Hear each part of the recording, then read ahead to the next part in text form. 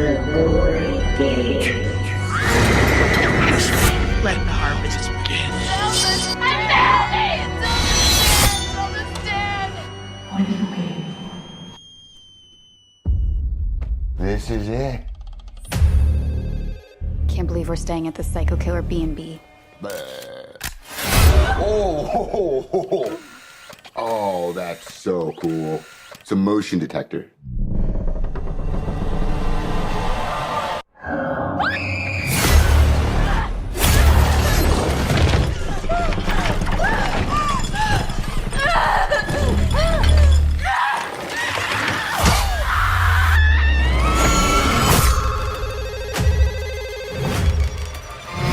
Hello? Hello, Sydney.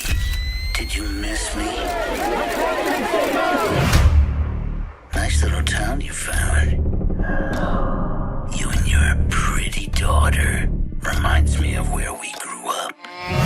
Well, you sure know a lot about me for another asshole hiding behind a voice changer. Oh, I'm not hiding, Sydney.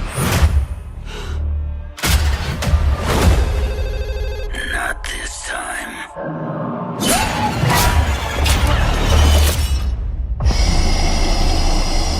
Down to the end.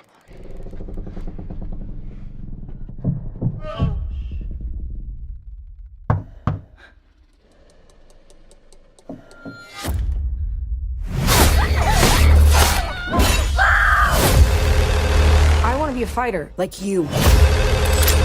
If you hurt her. I'm not going to hurt her until you're here to see it. Let's unmask this fucker. All your friends died for just being near you. Where is my daughter? Tatum, listen to me.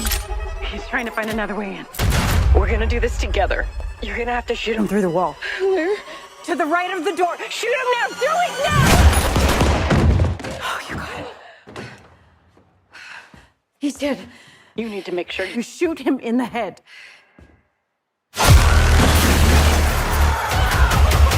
I'm gonna burn it all down. Mother!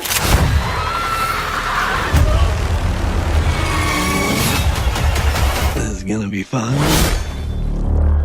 And welcome back to the Gory Gays, the horror podcast where two boyfriends slash up and bleed out our favorite horror movies, mostly but not limited to the black sheep, underrated and forgotten gems of the genre. I'm your host, Alex. Oh, and I'm also your host, Stanley. Co-host. I was going to say, it's me, Jessica. It is Jessica. But Oh, wait, did we Jessica? But, I mean, I guess we shouldn't just start it off like that. I know. Sorry, edit. Stop staring at me. Stop looking at me. Ah!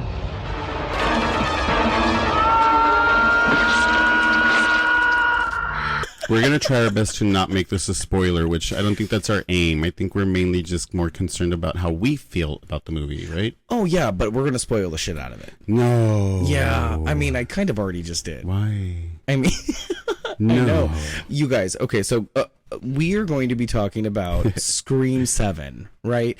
And I think it's so fitting that the first episode of the year that we're doing is Scream 7. And I think that, I think it's just very kismet that this is how it's happening. You know what I mean? We didn't plan this. I'm just kidding. No, I don't think we planned this. No, but at the not really. But I mean, it's time, like, why not? It's like it's happening. It's like the trend, even. So yeah, keep it alive. This is the most anticipated horror film of the year. I mean, what are we gonna do? Like, I mean, we could talk about any horror movie, but I think this one is super fitting right now because we've all just been waiting for it. I definitely have been waiting for it, and I think because I've been waiting for it, you have been waiting for it.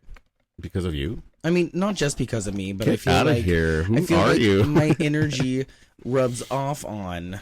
Well, yeah, you. of course, but Scream started like for. Yeah, I mean, I get it. Like, it's good to have that partner that pushes along with it and is like more into Scream than the other. Of course, I think even like in the relationship that I was in the past, the person that I was with was exactly the same. You know, like had the same enthusiasm for Scream as like kind of like you do, but you just know so much more. I do. Yeah, you know a lot. So yeah, it keeps it fun, you know, and like the anticipation and knowing that the one person is more excited, you know, and you're just like, I'm thrilled for you because, you know, like it's amazing and it's here now. And it's like to see the excitement in one person's face is like, that's how I feel inside. But like, it's good for you to express it and not me. Yeah, I guess you are right, because I'm like a full-blown psychopath when it comes to this movie series. And what I was going to say is the reviews that have come out already within the last 24 hours, because we're recording this on the day that this movie is technically released, which is Friday the 27th. But we saw it last night. We saw it at the fan event, which is held in select cities, I think, but I'm sure everywhere. Well, Bakersfield participated. Yes, they did. And what I was going to say is the reviews that have been pouring out are very divisive, and they're definitely they're a mixed bag of reviews, and there's only one review that matters, and that's the Gory Gays. And that is ours. But this is definitely going to go down as one of those black sheep. That's all I was trying to say. It took me this long to go. No, I'm being real, because, and that's not to say I didn't like it, because I totally get it very I see what you're saying. That I liked it, but the reviews that I'm reading are scathing as fuck, and that makes me so upset, because all I've wanted. I'm sorry to interrupt you. All I've wanted since Scream 4 was another Sidney-centered story, and I know you and I have already talked about that, but all I've wanted was, whether it's in Woodsboro, New York, wherever, was just Sidney to be involved, and that was my one qualm with Scream 6. And I've said it before and I'll say it again, there is not a bad Scream film, but if we're going to rank Scream movies, Scream 6 is probably in my bottom of the barrel. It's like saying put Sidney in space and it'd still be your favorite. That's what I was saying earlier. Exactly. Like you can put Sidney-Prescott on a fucking farm milking cows, and Ghostface can be a fucking cow. Yeah. And I would still pay money and watch that fucking Ghostface cow chase Sidney-Prescott, because she's gonna fight. And that cow could tell her, "Yo, I'm a cow, and I'm Ghostface." I'm just mad because you've been milking the other cows more than you've been milking me. It doesn't matter how ridiculous these movies can get. I will love all of them. And it's because of Neve Campbell. It's because of Sidney-Prescott. And that's why, again, you guys, I know, like, spoilers. And by the time we have dropped this episode, which is Monday, because that's the Gory Gay Day, the killer reveal will have been out the window by then. So Jessica did it. And it's an interesting motive. The motive actually makes sense. And I was going to say something to piggyback off that. There was like a whole reason for me to say this. That happens. Fuck, what was I going to say? It happens. Oh, my God. You forget. You'll come back with it. Okay, anyway. Yeah, so Scream 7, and here we are. Yeah. Oh, well, it was about Neve Campbell being front and center again, and how that was the one element from Scream 6 that was missing for me. And everybody's all up in arms about the firing of Melissa Barrera and the exit of Jenna Ortega, which I totally understand. It sucks. You know what I mean? Like, I am not completely educated in any of that stuff, so I'm ignorant. I'm not gonna lie, but I will say, as far as the franchise goes and as far as the storyline goes, I honestly didn't really care about those characters. Listen. I've been telling you this the whole time, and it's like there's two stories to this whole Scream series, and there's Billy's story, which is 2 movies long, and then there's Sidney's stories that is now 6 movies long. We are on movie 6. Yeah. So you and I like the Sidney's version of it. We like her version of the story. Right. We like to see those movies. And then the Billy story, like, I get it, I understand it. It was good, but Melissa Barrera was never really like the franchise to begin with. She was just like, they just brought her in. Yeah. So we kind of have to like stop talking about that. Like, why are we still talking about her and this and all that? Not that I don't like her. I love her as an actress, but why are we still talking about it? This belongs to Sidney. It belongs to Neve only. And that's what I really, really want to like narrow in on, is that this whole franchise is about Sidney-Prescott. Yeah. This whole franchise is about Sidney-Prescott. And there's a certain thing, because when you're watching the Scream movie, like, you cannot just watch Scream for Sidney, for Neve. Like, she's fucking amazing, especially in this last movie. She fucking delivered.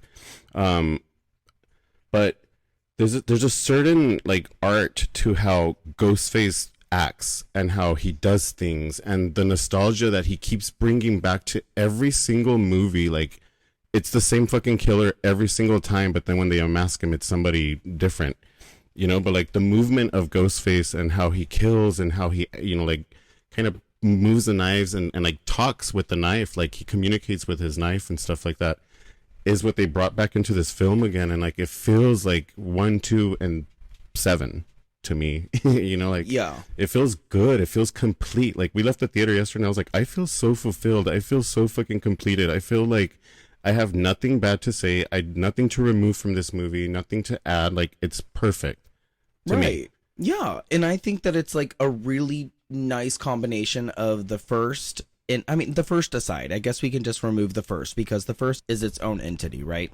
So it's a good combination of 3 and 4. You know, I think 3 and 4 are a perfect collage of this. This is the result of it. And I think that the last time we had like a Sidney centered story was part 4, and that was the last time that I was really truly happy with a Scream film, and that was because we were concerned about this character. Like, yeah, I understand she came back in part 5, but it really wasn't because we needed her there. I think it was because that was for fan service. I think it was because we just had to have that connective tissue, like the Scream 5 and 6, and then the scrapped original Scream 7 that never happened was all a new trilogy. You know what I mean? Hey, Sheriff. He's gonna try to bite you. Hey, Sheriff. If you want to sit below me, that is your prerogative, but you don't get to snap at my feet, homie. Sheriff's acting up. So, with that being said, let's just start at the beginning. Let's start at the beginning of Scream. We'll start with you. Because, I mean, this is a Scream 7 episode, yes, but this is going to be an unorthodox episode, like, because we normally go about like where we've been and what we've been up to. But it's been so long. It's been like 4 or 5 months since our last episode. So much has happened. We're not going to get into any of that. Life is life. Let's just talk about Scream and our journey with it. So where were you the first time you saw Scream 1? It came out in 1996. It was December 20th, 1996. I think we talked about this when we did a Scream episode. We've never done a Scream episode. I think we talked about We've never done a Scream episode. This is our first Scream episode. I don't know. I think amazing. we talked about a Scream sometime because I remember. Well, I don't know if we've actually talked about this or not, but I remember seeing this a month or so after it came out, and I had to beg my mom to allow me to go see it. And it was her boyfriend who took me. Maybe we have talked about this. I don't remember. But yeah, I was 10. And my life was just changed forever. The end. Was this 96? This was 96. But I think I saw it the month after. So it was January of 97. And then I just remember I had never seen anything like it. And I had never really heard of the movies that they had mentioned in the movie. Like, I hadn't seen Halloween yet. But I had seen like Halloween 6, and I had never seen A Nightmare on Elm Street, but I had seen Wes Craven's New Nightmare, which we watched last night. And we'll talk about like part 7s in, movie franchises here momentarily. I saw a lot of like Scream 7 in New Nightmare last night. Yeah. Like, I just felt like I was watching it again. Like, yeah. And that's what I mean is like, there's like, where do you go in part 7? When you're in a really popular movie franchise, you know what I mean? Like I said, you can go to space. Like you can do this, you can do that. There's so many fucking crazy things that you can do. Or you can just go to a small town, become a mother, and just kind of go the nostalgic route and kind of cheap out and do the whole AI thing. But that's what people are saying. Like, I don't think it's a cheap out. I think it's just fine. I think it fits perfectly in the world of today. I think it does too. I don't even open social media because everything is AI. Everything is so scary. Like, we do like the Chat GPT thing just for fun because we just get surprised by the response, So the AI aspect of this whole plot and story is actually creepy as hell. And the whole Stu Macher aspect, whether he's alive or not, like, spoiler, he's not. It's really fucking spooky. It's perfectly executed, and like he's super scary. Like he's so scary. Perfectly done. Even if it, I mean, in the movie it's supposed to be AI, but in reality it was really him. It was Matthew Lillard. Matthew Lillard playing these parts. Yeah, and it was so aggressively scary. Like it was really like I was like when he first comes on screen, like your stomach just fucking drops. Yeah, it just drops, and you're like, everything bad is right in front of me right now. It's so horrible to see. It's really, really effective. We get a couple more examples of AI that, you know, we knew they were going to be coming, because why else would those cast announcements be announced? Like, we knew that Scott Foley was coming back. We knew that David Arquette was coming back.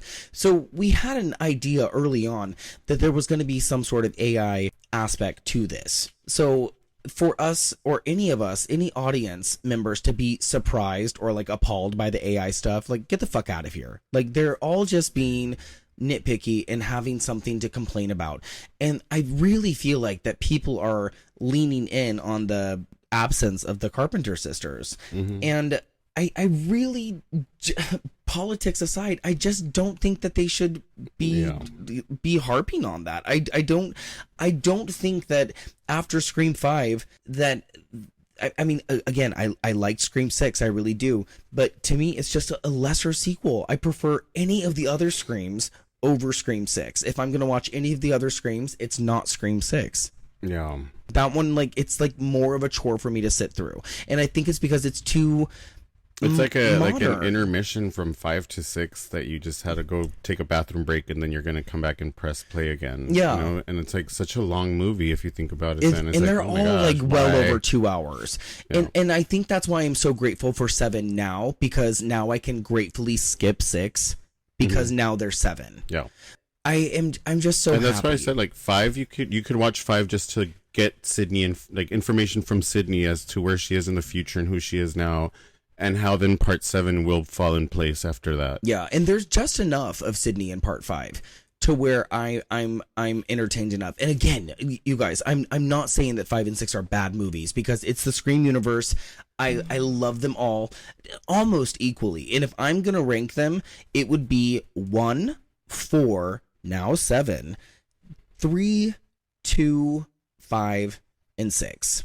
That's my ranking. And it's just like this, the newer generation, like, it's just not for me. It's like Degrassi, you know what I mean? Like Degrassi, the next generation, solid. Anything after that, I'm sorry guys, it's just I'm not new age. And that's what it is. It's just divided between generations, you know, like what, because when they did 5 and 6, it was really like polished up, modernized, to where that didn't feel like a Scream movie. You know, today we're leaving the theater and some guys like, it didn't have that Scream feeling, or it didn't feel like it. And I'm just like, what the fuck? As soon as the movie started and they're driving up to the house, I automatically felt like, oh my God, we're back. Like, it feels like good, like those 90 movies, like, you know, early 2000, like, it just felt like that for me. But I mean, everybody has their own opinion. I said, because before you actually judge the movie, guys, like, do yourself a favor and only watch the movie in IMAX and then really speak about it, because we watched it in both versions. We did IMAX first. IMAX is fucking the best way to watch it. It has so much quality. The sound like really plays with you. And there's so much, there's so much that was missed from this other, like this, when we saw it the second time, I was like, it just doesn't feel the same. My eyes hurt. I was tired of it. Was dark. It was a dark find stuff. Viewing experience. Yeah. So do yourself a favor. Go to IMAX. Yeah. Only watch it in IMAX, then judge the movie. Agreed. And I hope that it's not like that in all theater experiences. For people, because I think that will be a disservice to people who are watching it. And don't go to those rumbly ones where their seats are moving, because they'll probably be moving the entire time. This movie's fucking action packed from beginning to end. It's jolty. Yeah, it's jolty. But it's funny because I'm also reading reviews, and again, people are entitled to their own opinions. I'm reading all these reviews where people are not happy with like the opening. They're saying that the opening is lazy, and they're also saying that the killer reveals are so left field and don't make any sense, and that they are just, you know, so wacky. And I'm sitting here going, anything after, I mean, with part 4 aside, because I think the killer reveal in part 4 is the best in the entire fucking series. I think Jill is, love it. I think she's the best killer in the whole fucking series. But I mean, if Roman is something that anybody can get behind, if anybody can have respect for Scream 3 outside of nostalgia factor, if you can think that Scream 3 is in your top 2 or 3 in the series, there is no reason that you cannot get behind this film. Yeah. Because, you know what I mean? Like, you can't hate this movie because of the killers. Yeah. Like, I'm so Hollywood sorry. is where it crossed the line already. Like, 100%. Literally, we're like, okay, it's a Scream thing now. Like, we're in the universe. You know, this movie has only really made sense killer-wise, like, twice. Part 1, Part 1, and Part 4. And I mean, the killer reveal makes sense in this film. It's perfect. You know what? I think people are more upset because the studio should have never told us that there was already a part 8 in the making, and it just made this movie feel like filler again. Like, oh, there's no actual killer. We're still chasing him because we know that there's a part 8 coming. So this one, it feels like it's pissing people off because to them it is going to feel lazy because it is a lazy film. We're not there yet. We're not at the end. We don't know who the fucking real person is at the end of it. Yeah. And this is never going to end. But my theory is that it's still Gail. It's always going to be Gail. And without this whole Sidney shit, Gail has no reason to exist, no reason to live on, no stories to write. I think Gail is so good in this. Yeah. Gail is top notch in this. I think that they have underused Gail in the last 2 movies severely, excuse me. But I think that they kind of redeemed her. Oh my God, I can't fucking talk. I think they kind of redeemed her during her chase sequence in Scream 6. I think that whole set sequence is so good. That's probably the best part of Scream 6. She gave a lot of action in that movie because in this movie she comedically is good. Oh my gosh, she has like the best, like the best perfect comebacks, timing and like the best comebacks. And but she doesn't really have a lot to do otherwise. No, not at all. But she's there to relieve all the stress from like the movie's fucking like from beginning to end. I don't know why people are upset of the opening. Like, when the fuck have they ever done that in a movie? What they do to that girl is fucking horrible. The opening is and brutal. They show it. My question, like, I looked at Stanley, I was like, oh my God, they're really letting us see this shit? Like, what the fuck? Outside of Scream 1, because I mean, like Scream 1 is like probably one of the most brutal openings out of any of the Scream films. This one is quite bloody, and there's people say a lot of recycled material, but yes, you know, it's 100%. The film is super nostalgic. Yes, it has so much to do with part 1 because it's all about Sidney, you know, and protecting her kids and like everything that Sidney has gone through and has like been through and to get to where she is today as a mother, and recycled trauma is presented in this movie. And like to see a mom like protecting like what is hers, and like it's like how you said, like Laurie Strode, we're still gonna follow her no matter where she fucking goes. We're always gonna be behind Laurie Strode because she's fucking Laurie Strode. Yeah, and that's no matter what. The whole point of this, though, is that like that's what the killer's motive is that the relationship with her daughter is too good for the most part. She needs to have that trauma to project on her in order for the cycle of trauma to keep going. Yeah, you know, so it's kind of clever. I don't think it's stupid at all, and I love the fact that... And she knows it, like, when Jess, at the final scene, like, says to Sidney, like, trauma is your life, you know, like, Sidney doesn't say anything, she stares at her like, fuck, this bitch is right, like, trauma is my life, like, nothing comes out of Sidney, she's just staring at her like, fuck, like, yes. Yeah, like, right. I really love the fact that, like, we don't get a lot of exposition during the monologue dump, which I do kind of wish we got more of exposition during the whole spiel during the killer reveal. That would have been fine, but again, we know that there's going to be a part 8. Maybe we'll get more on it. Who fucking knows? Again, if you can get on board with any of these last 2 killer reveals from 5 and 6, I mean, shut the fuck up. I love that she referenced Out of Darkness. I love that that's what inspired her to like get on board but like mentally snap to kill her own husband. And what really set her off is that Sidney didn't participate in the events in New York. She didn't show up to like be a badass bitch and kill more ghost faces. So that's why once a year. Yeah. So that's why she snaps. That's why Jessica snaps and has to check herself into a mental institution, revitalize herself. And this is where she ends up meeting these 2 other cohorts to come up with this idea to move closer to Sydney so she can start new chaos in her life. It's scary. Like that idea is actually really fucking. This is like how kooky. You should actually be aware of your surroundings and the people you meet and your neighbors, and like be, you know, like eyes open all the time, because she's her neighbor. She's her fucking neighbor. It's her next door fucking neighbor. So like, thank you. Sorry to interrupt you, but like we really need to drill that one home. Like everyone's always like, oh, it's someone you know. Oh, it's someone from your past. Like this woman lives next fucking door to her. And they gave us that hint in the beginning of the movie. Like what? Like it's always somebody you know. Like who is this person? But look on the it's not that poster, but I have a Scream 5 poster that says it's always someone you know. Yeah. Yeah. We are adorned in Scream posters right now. Yeah. We went to a fan event last night. I think we already said that, but that we just got all this great stuff. They gave us 2 free posters, but we already have one of the posters because I just couldn't wait. And I had to order it, but then lo and behold, they gave us 2 of the same posters that we already have. These are pretty cool. But what are these other things? We got we got 2 cups now. We got the cup that has the topper that is the interchangeable ghost face. Hell yeah.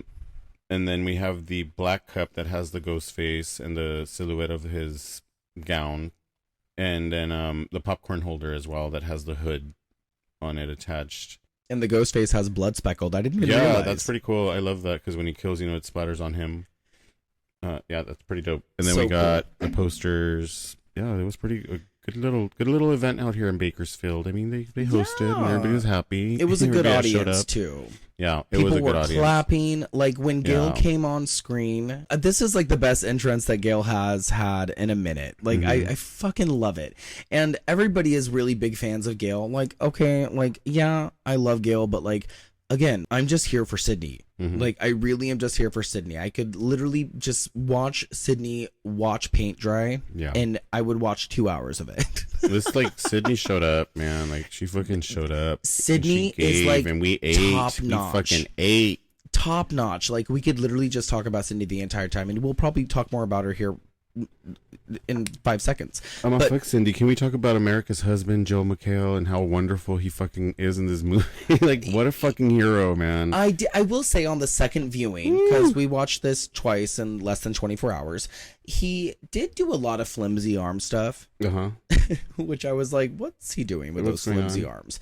And that's another thing. Like, I do wish that they would have followed through with having Patrick Dempsey, because that was the original plan. Yes, that was the original plan. Patrick Dempsey's not a fighter. But he was Mark Kincaid in Scream 3. Yeah. And so in Scream 5, when they mentioned Mark... He's never fought before. Why would he fight now? He had a great little fight scene in Scream 3.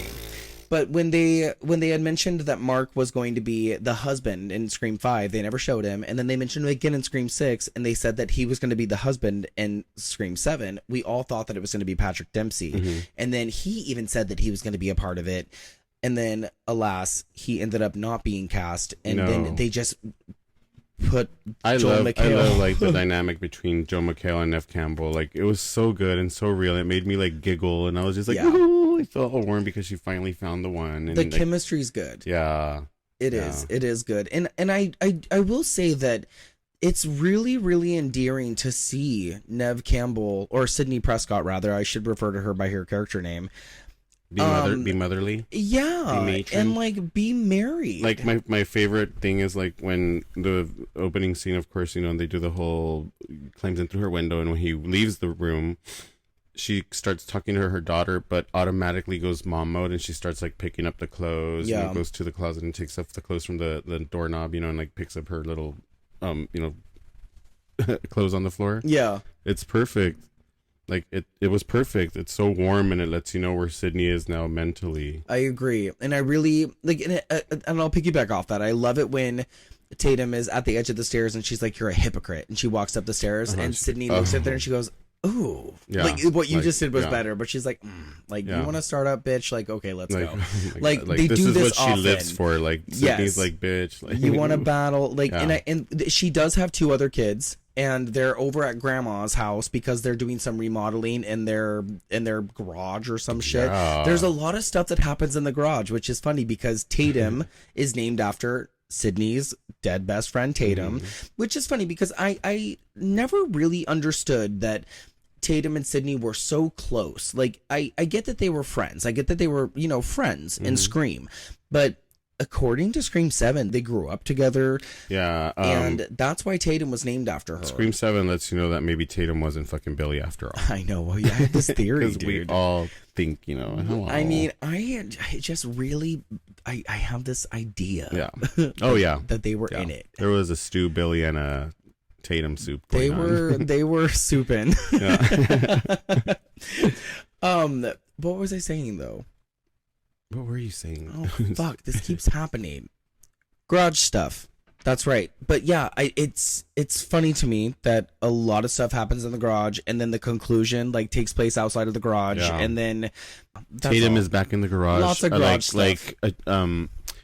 Basically, it's like Tatum redeeming herself in the garage. Yeah, you know, you're like right. From years ago. It's like, wow, Tatum is finally fighting. Yeah, because then what the mom, you know, what Nev was a mom, of course, as Sidney tells her daughter at the end of the movie, you know, she gives her a little monologue about who Tatum was. It's like, I don't know if it happened to you, but when she was talking about Tatum, like, I got all these flashes about Tatum, like, spinning and smiling and being such a crazy chick, like, careless, you know, like, outspoken, and, like, it's true, everything that... Fierce. Fierce. Like, everything that she was saying about Tatum to her daughter was like, oh my God, that was Tatum. Like, if you paid attention to Tatum, like, she was really like that. Oh, yeah. No, she's hard not to. She's one of the best parts. And she was a fighter. She fought for her life. Yeah. Yeah. I agree. And I mean, we might as well talk about Isabel May, who plays Tatum, Sidney's daughter. Oh, my God. I think she is just phenomenal. I think she's so good. I think she's so believable as a girl who is just sobbing. She runs funny, but I like her. When she is turning that corner in the middle of the street, it's in all the trailers, and she grabs her face, and she, like, her hands are dragging down her face. It just gets me. It's the scariest abandoned town scene. Like, there's nobody in sight. She's by herself, and this feels real. Like, this actually feels real. Like, it takes your breath away, because you're in that moment with her, and you're just like, holy fuck, like, she sells it so good. Yeah, there's a lot of really good cinematography as well, like that shot. And you had mentioned during this last viewing when that cop pulls out and they have that curfew going on, because there's a curfew, and he pulls out, and then the theater light goes out. And it's like there's like a lot of good, like, town that dreaded like sundown spinning shots. the open to close signs, you know, and the leaves are like rumbling and, you know, like rustling on the floor. Like, it feels like very nostalgic. Like, it's it very feels Scream very 1. like yeah. And they do a lot of like repeat offender type of stuff from Scream 1, but it's all on purpose, and it's all. We have to keep in mind that Kevin Williamson wrote Scream 1 and 2 and 4. You have to keep in mind as well that this was 30 years ago. And, like, I don't know if you saw, but I saw a lot of parents walking in with their teenage kids, like, watching this movie now. And, like, good. You know, like, closure for the family. And it's like, this is amazing. Like, and see, I really hope that the parents like it, and I really hope that the parents are defending it. If the kids are like, this is actually fucking stupid, I hope that the parents are like, yo... Well, first off, I hope that the parents made them marathon it. Yeah. You know, I really hope that they, like, get... I don't know. I'm such a super fan of these movies. I don't know. Like, Nev Campbell's kid has only just seen part 2 because he's never seen all the movies. And the only reason he saw part 2 was because he went to a party and they were playing that movie. And he's like, that's my mom. That's right. Didn't she say that? She said that on The View. An interview. Yeah. But that's the coolest thing. But even he hasn't seen all the movies. So if parents are out there teaching their kids from 1 to like 7, like, that's awesome. That's like watching fucking Friday the 13th 1 through 14. I love it. I learned about these movies all on my own, and it's just I'm so happy if I get to talk about them with anybody. And I was telling you, like, I'm so happy that I was able to go on this particular spiral with you, because I always spiraled either on my own or with someone. Like, it's usually Ryan Coe. Yeah. But it's been such a joy to be able to, and it's been such a long time. Like, this is like, we've been together for over 3 years now.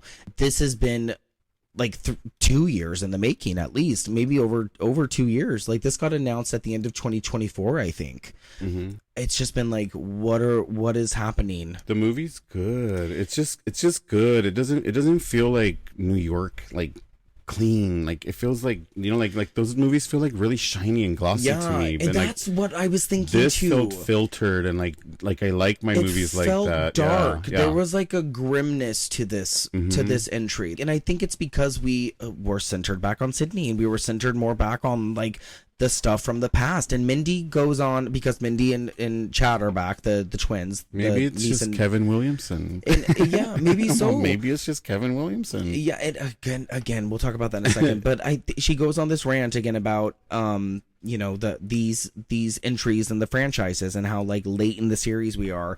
But it's about how we're not obsessed with these movies anymore. We're obsessed with the character. Yeah, we're obsessed with the scream queen of it all, and that is what it is. But going back to Kevin Williamson, I want to remind whoever is listening, and you, because you may not even know this is only his second directorial effort. He directed one other movie before this, and it was 27 years ago, maybe.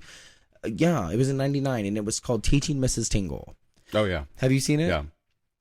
And that wasn't a very good movie. It's like got a cult following, I guess, but it's not terrific. We should revisit it. I haven't seen it in years, but Ryan Coe, speaking of, really loves it. It's the name. It's got a good name. It was going to be called Killing Mrs. Tingle, fun fact, but then Columbine happened, so they changed the title. This is his second movie, and I think especially for being his second movie in almost 30 years, I think that he did a real fine job, and I think that he knows these characters so well, and I don't give a rat's ass. Well, he created them, so he should know where they are today. Exactly. And what world and what universe they live in, which is, there is going to be AI in Sydney's world. We all live in it. This is today, yeah. But it's scary and well done, perfectly done. Like, the whole AI shit was fucking amazing. That's how you fucking use AI. Like, seriously, leave it for that type of shit only. I don't want to see it on social media when I open it. I don't want to see it anywhere else. Just use it like that. I was going to say, what did you think of the supporting characters? Because I was going to say that I didn't really need to know much, if anything, about any of them, and I was happy with what I got with them. It's much like a lot of the previous entries, where it's like, you don't need like all this character development and like strength of characteristics. I'm also reading reviews where people are like, "Oh, you don't get to know them enough." In the Screamiverse, there is no background valid, because you can't trust nobody. Like, even if they have a background, you can't trust them. It might not be real. Yeah, it might not be real. You can't trust them. Touché. So that's why this happens. Like, you know, when they were in the twins are at the bar and they're like kind of like everybody's a suspect. Yeah. We don't need to know a background from anybody. We need to know who they are right here today. You know, like why you're here right today, because backgrounds are invalid. Yeah. Yeah. That's the Screamiverse, is like literally like backgrounds are invalid. I love that it's its own universe. It created its thing to where it's just like you cannot trust one. Sydney kept her daughter from her boyfriend over and over and over again throughout the entire movie. No, it's not happening. Not in this house. No, I said no. The answer is no. And at the end, the kid dies. And you end up feeling bad, because it's like, damn, Sydney didn't let her daughter love this kid, and he died. You know, and like, he wasn't the fucking killer. She's not even holding that grudge against her mother anymore. She just learned that you can actually not trust anybody. But this kid died at the end of it all, and it's like, damn, like, you cannot trust anybody. There is no fucking background. Yeah, it sucked, because it wasn't even him. It wasn't even him. Yeah. What was your most unexpected part of the film? Like, what was like the most shocking part of the film for you? I was shocked by how actually gory it was. I would say so. I did not expect to see as much fucking bloodshed. I don't know. I mean, it's just like one of those like, fuck, like, yeah, it was super fucking gory. You know what? They really shocked me, because for once, like, I've never seen Scream give what they gave in this movie. Like, you know, like, they might as well have played the fucking Faces of Death trailer during this movie, because the whole, like, it's things that we have already seen, but the opening scene to me was like, that was everything to me. Like, they can show that, like, we're in it, like, fuck it, like. I think that this was the best. Oh shit, sorry. I think that this was the best opening scene since Scream 2. Yeah. Yeah. Like, I honestly do. Yeah. Like, I think that Scream 5 was a cop-out.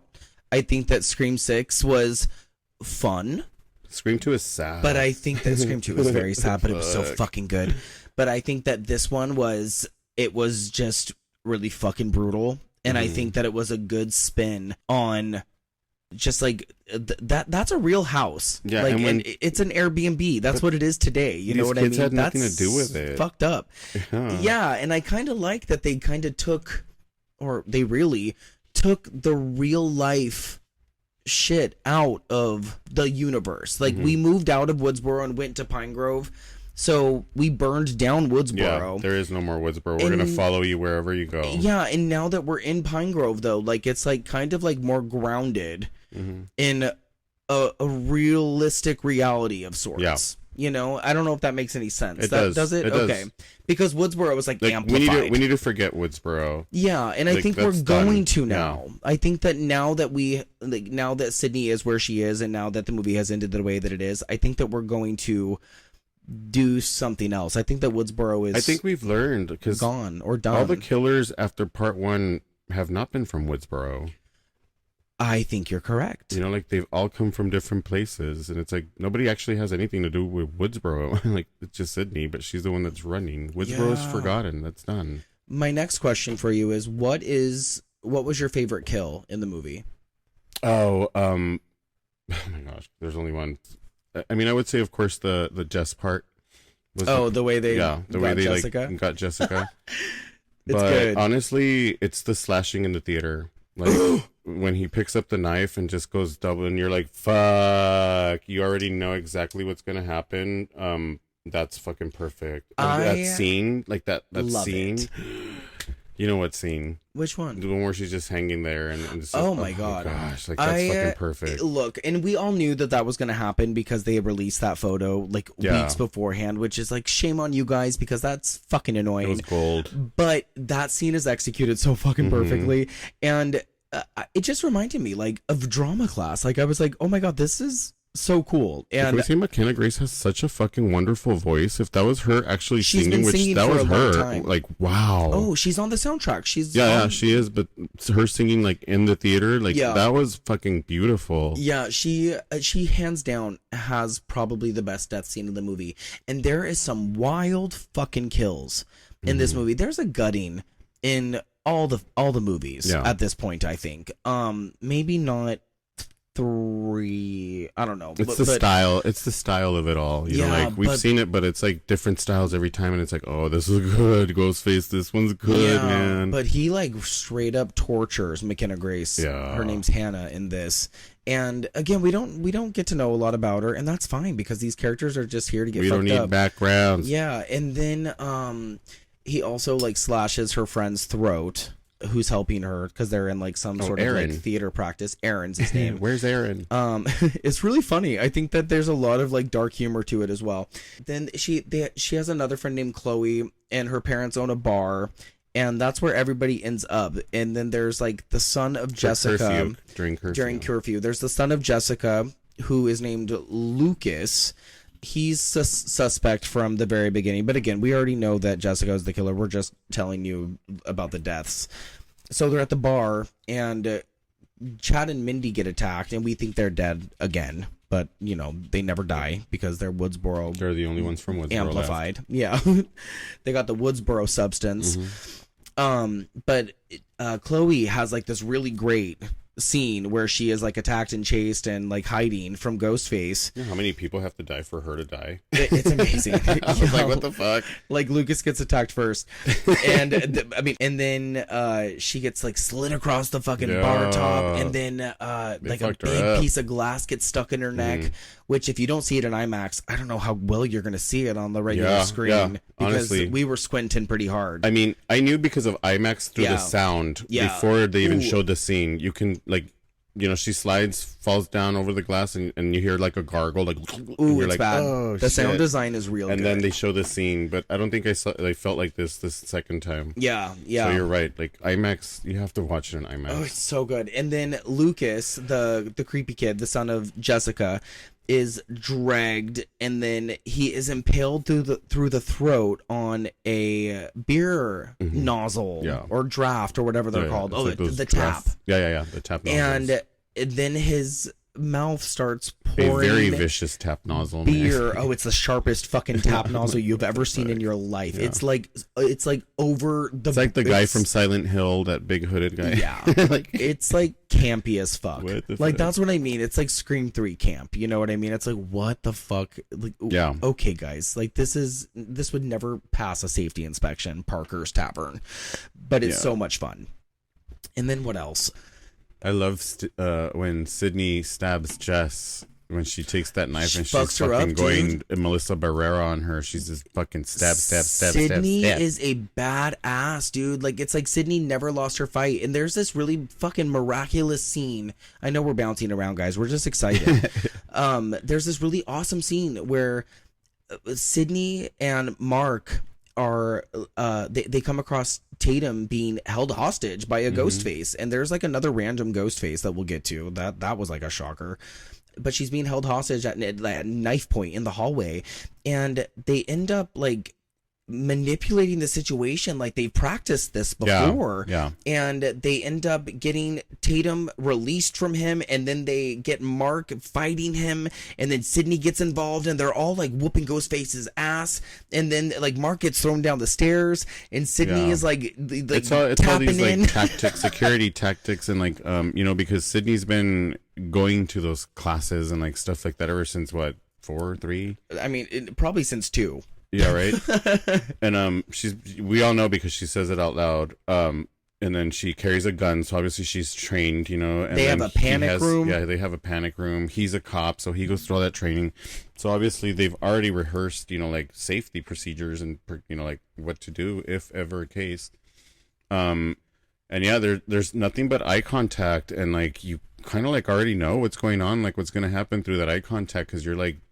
That's exactly what you need to do. Like you need to communicate, through fucking eyes even. And like, it's perfectly done because they don't disappoint at all. Like everything that you're already pre-planning for them is executed right there in front of you. And you're like, fucking yes, perfect. Oh my gosh. Yes. Everything. And that's my favorite. You're silently clapping. You're like, yes. One of my favorite parts of the movie is their dynamic, and they work so well together, the three of them, and whenever they're in a situation they have this thing where they work together to get out of it, and I think it's really fucking cool. But let's talk about that Carl ghost face. Oh yeah, like it's just so random and so left field and so weird, but it's also like, okay, it's fine. I think it's just fine, and he is part of the triage of that's what I mean. That's what I mean, because how does Carl know how to dance like Ghostface? Like Carl had all the fucking moves like perfectly done. They all are just and like you put on that mask and it possesses you. Yeah, it's like that. Michael Myers. Like you're exactly. And what's funny is like this Ghostface was very Michael Myers, and I was getting a lot of Halloween vibes. There was so many Halloween vibes. Like he's been like that since part 1. Pay attention, and it's like I'm telling you, he communicates with like the way he moves his knife and the way he like points, and like Sidney knows him so well to where when that scene that you're saying where she was being held by the knife, at her throat, Sidney she's like, put the gun down, because she knows that he doesn't communicate well with like guns in his face or weapons, and she knows that. But it's like, how does this new Ghostface know that vibe? Like it's weird. I mean, because Jessica read Out of Darkness. Yeah. And she spent time in like the Sidney Fallbrook said, psychiatric ward. They kind of, if I think about it, they kind of tell you that during the film anyways, when Sidney's like, I'm in books, movies, everywhere. Like you can deep dive it. All you have to do is type in Sidney-Prescott, and you'll get anything you need, which is interesting. Why hasn't her daughter done any of that? I did have a few questions about her daughter. Because her daughter did have like kind of like a weakling type of vibe a lot of the time. It's like, why don't you just do things? Like you could just do things like that. Like Google your mom. Like you got questions, Google her. Well, it's because every time she asked her mom, she would say she wouldn't walk away or not answer her, and that kind of made her believe like the things in the movies never happened to my mom, because she doesn't know anything about her mom. Yeah. So if she deep dive to her answer is like, I don't believe anything because you're not telling me. Yeah. I'm reading it, but anybody could have wrote that. I did like that though. Yeah. I did like the tension that they Yeah. had. Yeah. I thought that was really It's good. clever. That's what I'm telling you, for parents that are taking their kids today and like having that same vibe at home is like, this is perfect. Yeah. And that's what, again, that's another thing I liked about this movie is like, where else can you go after you have just recycled the same material and you've gone to New York and you've brought in all these new characters and you've killed them all and yada, yada, yada. And it's been the dads and the kids and the et cetera. You know what I mean? Like you do this, you focus on motherhood and you focus on familyhood and you focus on, you know, what it's like 30 years later after a supremely traumatic event and just the trauma and what it would be like if we adapt. might have passed it on. Yeah. And we adapt. I really hope that we get another one. Like, yeah. I really hope that this movie just does better. Like, I know it's not doing well yet review wise, like critically review wise. And it's you like, know? what else can happen? But remember, she still has 2 more daughters. She does, and I don't care. I don't care. Like I want anything. Scream and Sidney. You know what I mean, I'm looking right now to see I know what we're the at. next one probably won't be about Sidney. You know, like She'll probably be more of a side character. Yeah. I think that if this movie does negatively, I think that she'll step away. Yeah, I think that at this she point will. she should step away for the sake of like, what else can we actually get from a mother story? You know, like, Right. We But- get it. Or if she doesn't step away, I think she'll allow the character to get killed off. Finally. Well, that, or you, I think that might happen. remember, you can't trust anybody. It could be her husband. Right. But I want to do a little and again, this movie just came out, you guys. Literally today is opening night. It came out last night for like the sneak peek. And so far on IMDb, we're looking at a 6.1 out of 10. Rotten Tomatoes, it has a 35%, and that would make it the lowest rated out of the Scream movies so far. It's just, you know that there is no end to Scream. There will never be an end to Scream. It'll keep going and it'll keep going. It'll keep going because to end Scream, you would literally have to start from part 1 with this big tree on a wall that says, "You see, Sidney, when I first got Billy and Stu to do this," and then go to part 2 and then part 3 and then be like, "And then I created this version, so your cousin helped me," you know, like, Yeah. And it's like, you can't do that. Like, it's going to be super long explanation. Agreed. So it's never going to end. Yeah. It's just always going to be this Stu crazy person. Like, Yeah. you know, And you know what? Like, I would not mind if it was Mhm. Stu at this point. Like, go fucking ape shit at this point. Yeah. Like, and I will say that, again, like, this is still third favorite. It's not first or second of favorite of mine in the series. It's still number 3, guys. I think that it did play some safe choices, you know, like nothing has been as dangerous as part 1 or 4 for me. I think the cousin shit is so fucking wacky and crazy. Like, I think that stuff was really spooky and scary, but I think that this stuff teeters on just as spooky and scary as that too. I really want the next one to go like further. I really want them to like take it up a notch, and that's why I wanted to watch A Nightmare on Elm Street Part 7 last night. The or three New of Nightmare. them, dad, mom, and daughter, are going to open up an against Ghostface agency. Yeah, Part 8. and just fucking go kill all the people and be like, "Hello, welcome. that are How can we help you? Ghostfaces. Brr, thank you for I would calling." love that. The Crisis agency. the Prescott Evans Crisis Agency. I liked that part when he was like, It's not "I'm Prescott anymore. So Don't you sorry dare call her about that, Prescott." Miss Prescott." Yes, that's, you knew exactly what I was gonna say. Mm-hmm. Wild. It's Evans, what was her mother's last name? Her mom's last name was. Oh no, you're thinking of Maureen Evans from Scream 2. Oh yeah. Jada Maureen Pinkett. Evans. Okay, that's another question, I guess. Rank the Scream films for me. You have the posters behind me.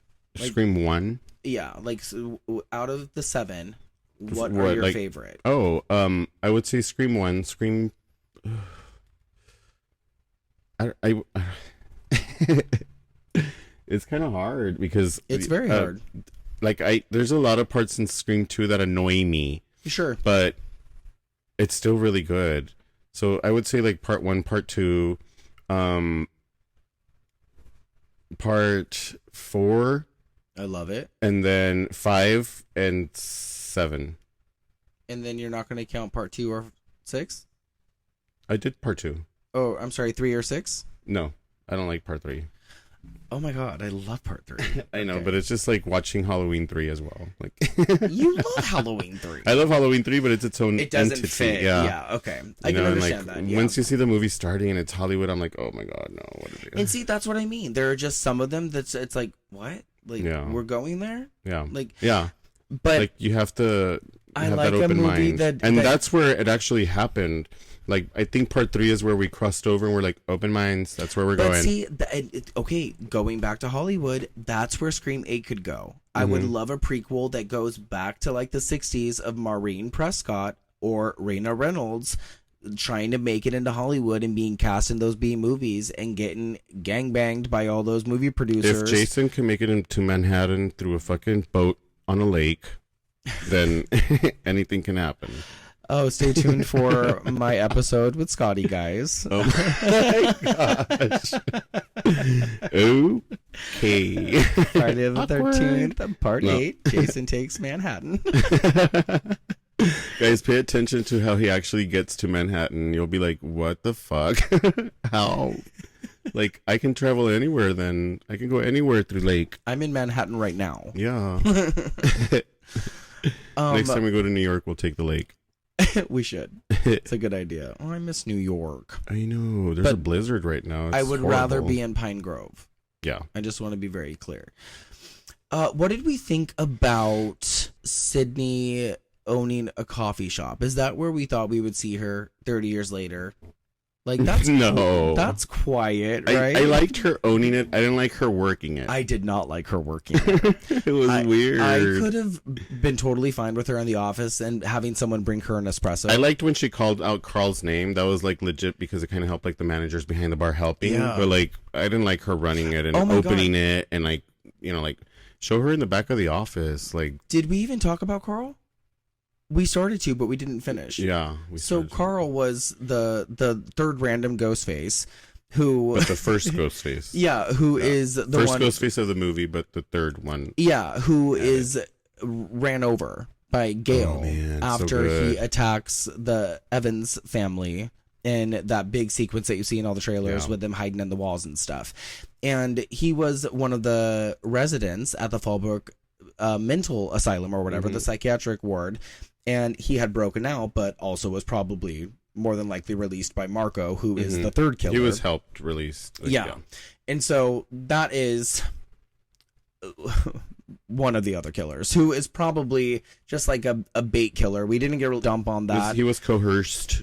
He was probably just crazy. Yeah, he was crazy. So anything you made him do, like he would do, he was gonna do anyways. Judging by all the drawings that were on his wall, that we were led to believe that were probably Stu's.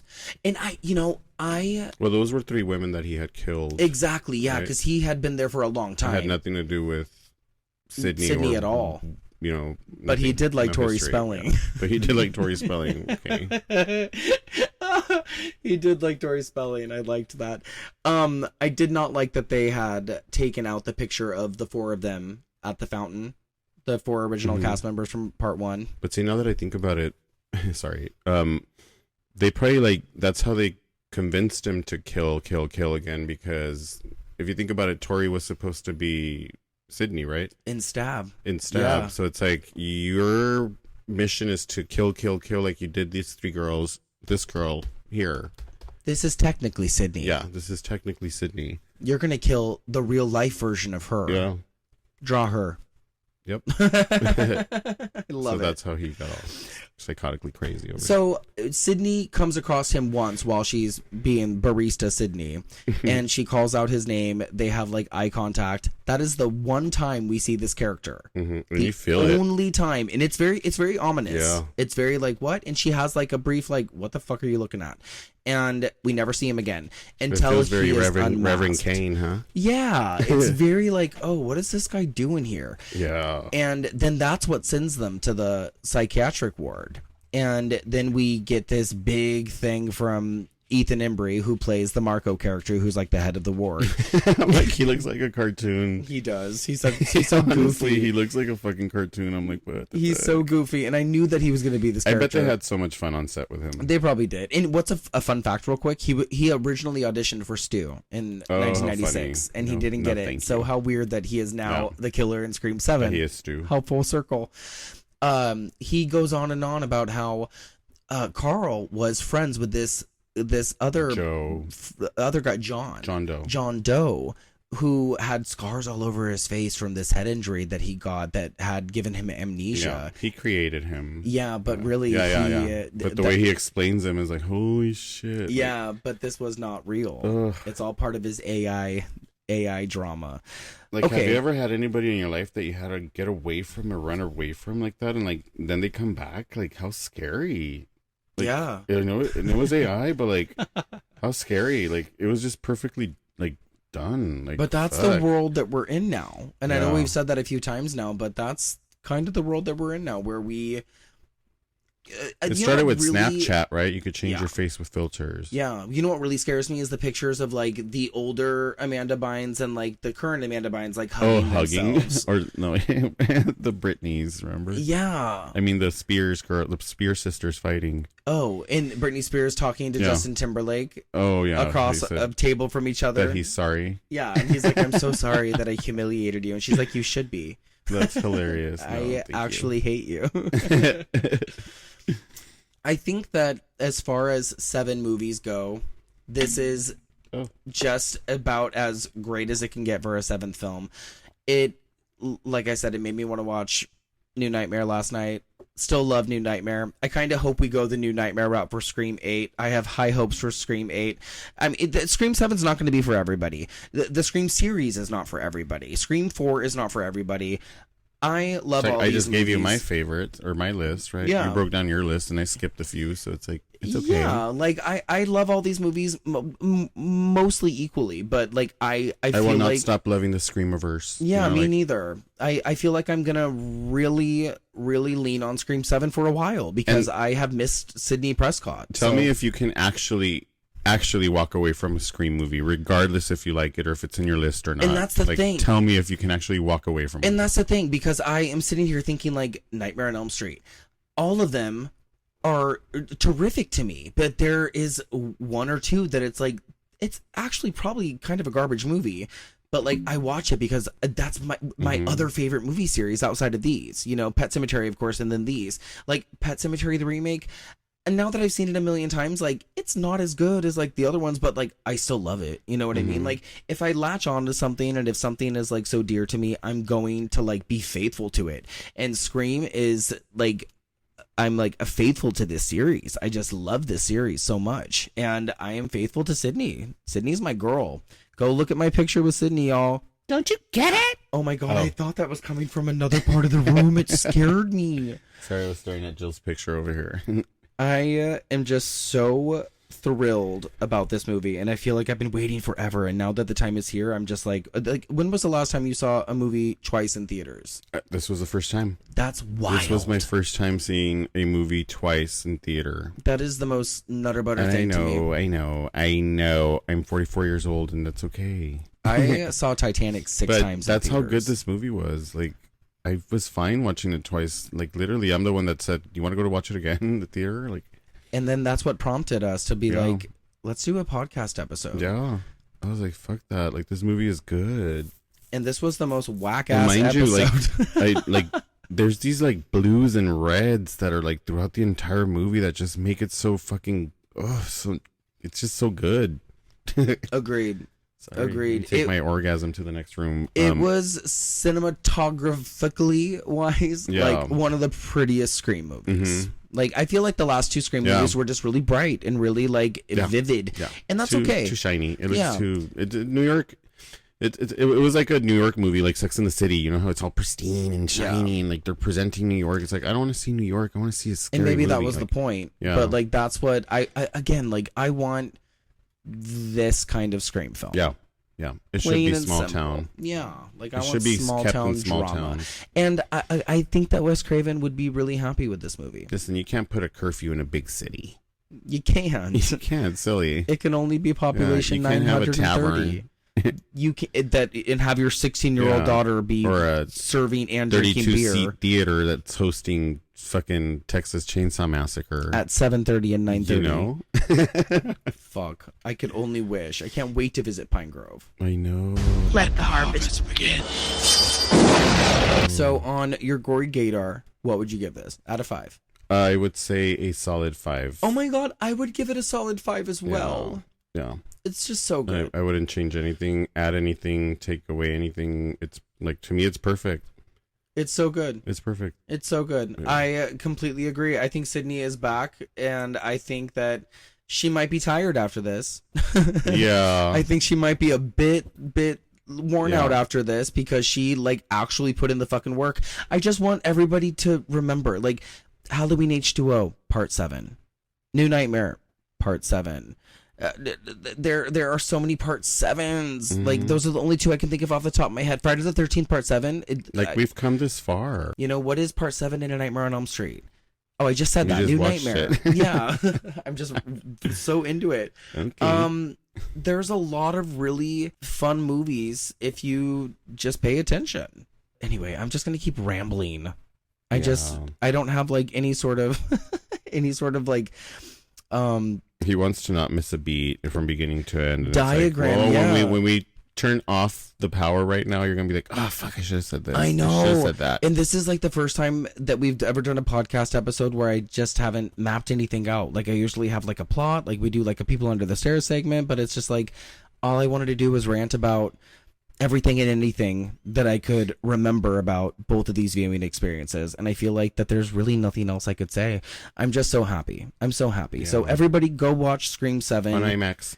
In IMAX, on IMAX, however you say it. Yeah. Then go in IMAX and just go watch it again. Mm-hmm. And go watch it again. I've already pre-ordered the 4K Steelbook. Yeah. I was like, what are we going to do here? Just watch another movie on TV? Let's go fucking watch this movie again. Yeah.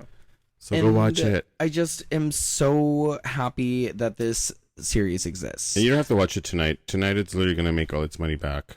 You can go on Monday or Tuesday when it's a little less crowded. Yeah, and this is being released on Monday. So you're listening to this on Monday. What day is that? Today is going to be Monday. The 2nd. Monday, March 2nd. Oh my god, I'm going to a very important Monday, March 2nd. Doctor's appointment today. You may never see me again. Wow. I'm going to be under anesthesia. I was watching that shit last night and I can't believe, like, no. Wow. Gross. Okay, guys, you may never see me again. I really loved Scream 7. I'm glad I got to see it. We'll talk about all this later, maybe. Okay. Wait, what movie should we talk about next time if we ever come back? I'm glad you were here. I don't know what'll ever inspire me or motivate me. Whatever strikes our fancy. Yeah, there you go. I love that we talked about a Scream movie. Oh, Nev. All right. I love you.